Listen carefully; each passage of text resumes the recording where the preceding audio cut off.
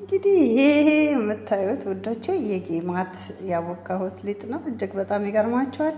አንድ አራተኛ ትንሿ ኩባያ ሩብና ወይም ለበን፣ ከዛ ደግሞ ሩብ ኪሎ ፍርኖ ዱቄት፣ አንድ ማንኪያ ባኪንግ ፓውደር፣ አንድ ማንኪያ ስኳር፣ በጣም ርሽት ጨው፣ ከዛ አንድ ማንኪያ ካስተር። እነዚህን እንግዲህ አንድ ላይ ወክቻቸዋለሁኝ። ይሄው እንዴት እንደምታዩት አስቡ። ስንጠብሰው ደግሞ እንደዚህ ረጋ ባለ እሳት መሆን አለበት፣ ለስለስ ባለ እሳት። በጣም ነው ደስ የሚለው። እንግዲህ እንደምታዩት ከለሩ ደግሞ ዛፍራኑ ነው እንደዚህ የቀየረልኝ። ወይም ደግሞ ካስተርን መጨመር ትችላላችሁ ሳታበዙ። ካስተር ለከለር በጣም አሪፍ ነው፣ ግን ካበዛችሁ ጌማቱን ወይም ደግሞ ሊጡን ያደርቀባችኋል። መጠን ሁሉም ነገር መጠን ሲኖረው ጥሩ ነው። በነገራችን ላይ መጠን የሌለው ነገር በሙሉ ችግር ይፈጥራል ማለት ነው ውዶቼ። እንግዲህ እንዲህ ያማረ ጌማት ሰርቻለሁ ማለት ነው። በነገራችን ላይ ብዙውን ጊዜ ሮ ወይም ደግሞ ለበን በሀገራችን እርጎ በመባል የሚታወቀው ትንሿ የወገር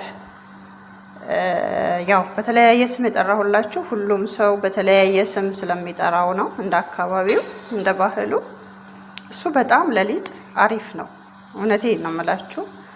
ማንኛውም ሊጥ ስታወቁ ትንሽዬ እርጎ ብትጨምሩ እንደ ሊጡ አሪፍ ነው፣ ይመከራል።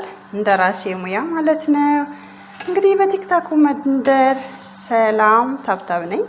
በዩቲዩብ ደግሞ አዳነች ኢንተርናሽናል ስፔሻል ፉድን እንዳይረሱ ሰብስክራይብ ማድረግ፣ ኮሜንት መጻፍ፣ ሀሳብ አስተያየት ሼር ማድረግ፣ የደወል ምልክቷን ማብራት ደግሞ እንዳይረሱ እያለን እንግዲህ ይኸው እንደዚህ በየጊዜው አዳዲስ ነገር ይዘንላችሁ እንመጣለን።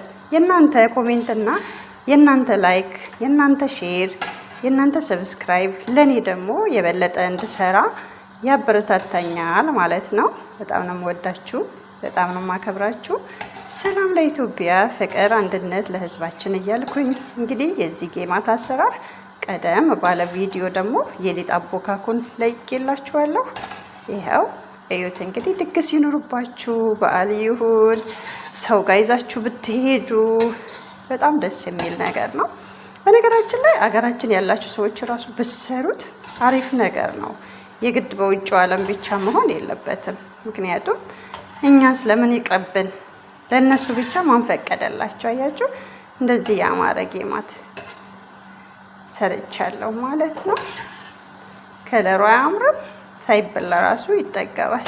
ዋው፣ በጣም ነው ደስ የሚለው።